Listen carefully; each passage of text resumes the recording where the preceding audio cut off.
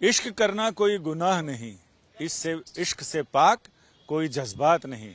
इश्क दुनिया की नजरों से छुपाना पड़ता है, क्योंकि सच्चा इश्क किसी को बर्दाश्त नहीं। कुछ ऐसी ही बात हुई सुप्रीम कोर्ट में। जस्टिस नागरत्ना और जस्टिस महादेवन की पीठ के सामने 7 याचिकाएं थी, जिसमें यह कहा गया कि जो बाल अधिकार संरक्षण आयोग है उसकी याचिका पर जस्टिस नागरत्ना की टिप्पणी थी, जो काफी चर्चित रही है, जिसमें उन्होंने ये कहा कि भाई एडोलसेंट एज यानी किशोर उम्र का प्यार बहुत पक्का और सच्चा रहता है और उसके खिलाफ नहीं जाना चाहिए। लेकिन बात यहां पर एक और मामला, 7 याचिकाएं थी, जिसमें बचपन बचाओ आंदोलन की तरफ से सीनियर एडवोकेट सुप्रीम कोर्ट में एचएस फुल्का साहब वो पेश हुए, और पंजाब हरियाणा हाई कोर्ट का यह मामला था, जिसमें एक मुस्लिम लड़की ने, नाबालिग लड़की ने एक मुस्लिम युवक से ही शादी की और उसके बाद उसने संरक्षण के लिए आयोग का दरवाजा खटखटाया। आयोग ने यहां कहा कि अगर इस तरह से संरक्षण दिया जाए तो फिर बाल अधिकारों का क्या होगा। इस पर सुप्रीम कोर्ट की टिप्पणी ये थी कि आपका यहां कोई लोकस नहीं बनता है, आपकी कानूनी स्थिति नहीं बनती है, क्योंकि आपका काम सिर्फ ऐसे ह्यूमन ट्रैफिकिंग हो या फिर किसी फोर्स से किसी पर उत्पीड़न हो रहा हो बच्चे का, उस समय आपकी स्थिति बनती है। यहां ये प्रोटेक्शन का मामला है, लिहाजा हम इसमें आपकी याचिका नहीं सुनेंगे। लेकिन ये सुनवाई, ये टिप्पणियां कई सारी ऐसी चीजों को जन्म दे रही हैं। एक बहस चल रही है जिसमें यह कहा जा रहा है कि अगर मुस्लिम पर्सनल लॉ बोर्ड के हिसाब से 12 साल या जिस समय भी वो यौवन प्राप्त करती है बच्ची, जैसे ही उसके मासिक धर्म शुरू हो जाते हैं तो वो विवाह के योग्य हो जाती है। तो ऐसे में बाल विवाह कानून और पर्सनल लॉ इसमें से कौन प्रिवेल करेगा, किसकी चलेगी, इस पर हम बात करें फुल्का साहब से। ये एक बड़ा सवाल है और बहुत दिनों से सुप्रीम कोर्ट में लंबित भी है सर, कि एक तरफ पर्सनल लॉ है और दूसरी तरफ बाल विवाह निषेध कानून है। तो जिस तरह की टिप्पणियां आई और इसको किस तरह से लिया जाए? देखिए, पहली बात ये जो केस था ना, ये इसमें जो ये एनसीपीसीआर आया था पंजाब हाई कोर्ट के फैसले के खिलाफ, जो बचपन बचाओ आंदोलन की पिटीशन थी जिसमें मैं अपीयर हुआ, वो उसमें तो ये था कि जो बच्चे ये जो केस कंसेंट के बेसिस पे, कि जो माइनर लड़की है उसके कंसेंट के बेसिस पे जो हाई कोर्ट प्रोसीडिंग क्वैश कर देती है, वो बात गलत है, वो नहीं होना चाहिए। तो हमारी प्ली ये थी कि जो जेन्युइन जो लव अफेयर के केसेस हैं वो कम से कम जो बच्चा और बच्ची दोनों सेम एज के तो होता है। तो ये जैसे लॉ कमीशन ने भी कहा, अगर 3 साल का एज डिफरेंस है तो आप फिर भी बेनिफिट दे सकते हो। मगर यहाँ पे केसेस हैं, हमने एक कोर्ट में केस में फाइल भी किया कि बच्ची जो है 16 साल की है और जो लड़का जिस आदमी, लड़का क्यों, वो उसका टीचर था।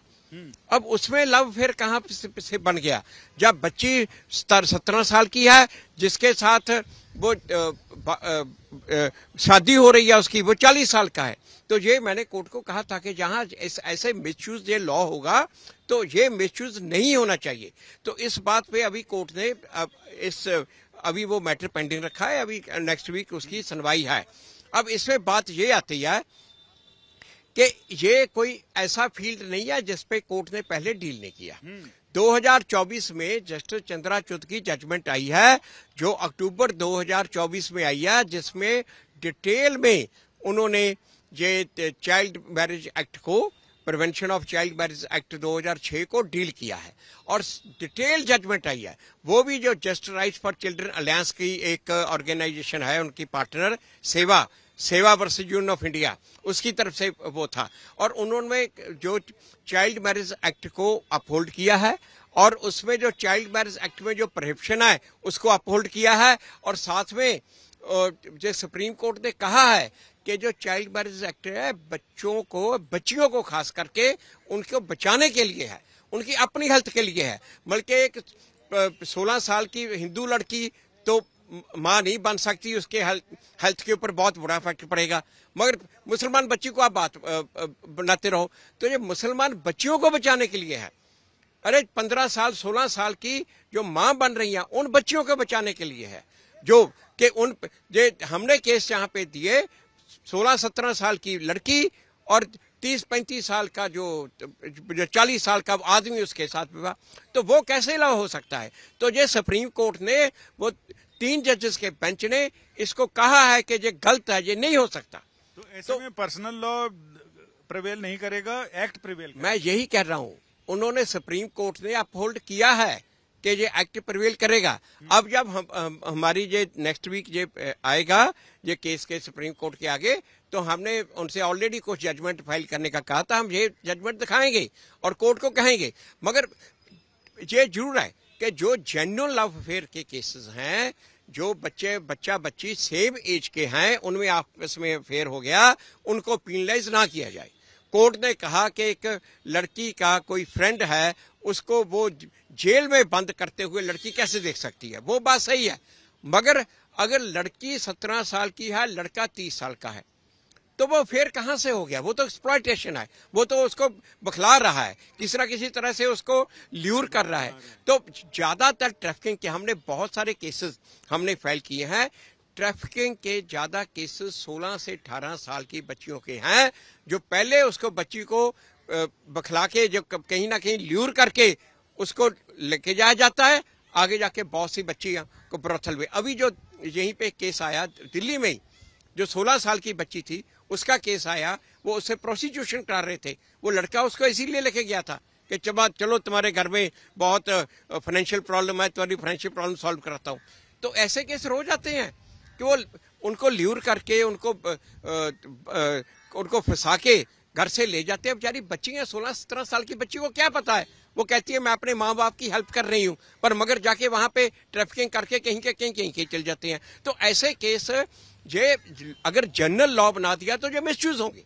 तो इसलिए मैं आपको बताता हूँ, लॉ कमीशन ने ये कहा कि 3 साल का एज डिफरेंस जहां पे है, वहां पे आप बेनिफिट दे दो। मगर ये लॉ मिसयूज होगा अगर आपने एज ही कम कर दी। जहां आपने बेनिफिट दे दिया कि 16 से 18 साल में अगर बच्ची कंसेंट देती है, तो कोई जो अक्यूज्ड है उसकी उम्र ही नहीं देखी जाएगी। वो तो ये तो मिसयूज होगा ये लॉ।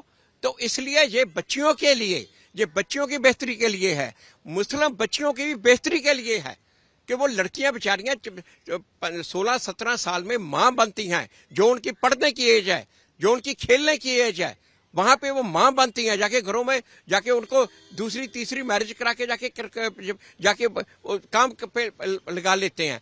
तो ये जो है बच्चों के इंटरेस्ट के लिए सुप्रीम कोर्ट ने ये सेवा वर्सेस यूनियन ऑफ इंडिया में यही कहा है कि ये बच्चों के अपने इंटरेस्ट के लिए है कि ये 18 से कम उनकी शादी ना की जाए। कल की जो टिप्पणी है उसको किस रूप में लिया जाए, जिसमें जस्टिस नागरत्ना ने कहा कि अगर किशोर उम्र के बच्चे हैं, उनमें अगर मोहब्बत हो गई है, तो क्या उसको शादी को लेकर भी कोई टिप्पणी है कि अगर वो शादी कर लेते हैं 16-17 साल की उम्र में? देखो, कोर्ट ने यही कहा था कि अगर वो जो आप रिस्ट्रिक्शन ना लगाओ, जो यंग एज के बच्चे हैं, आजकल जो 16-17 साल के बच्चे हैं, कई बार लव अफेयर में आते हैं, उनके ऊपर रिस्ट्रिक्शन नहीं होनी चाहिए।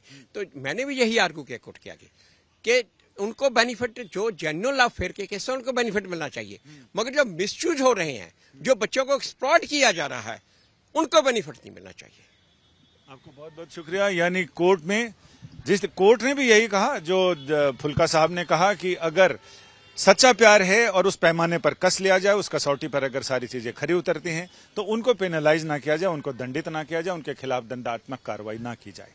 कैमरामैन सचिंद्र मोहन सचदेवा के साथ संजय शर्मा, दिल्ली आज तक।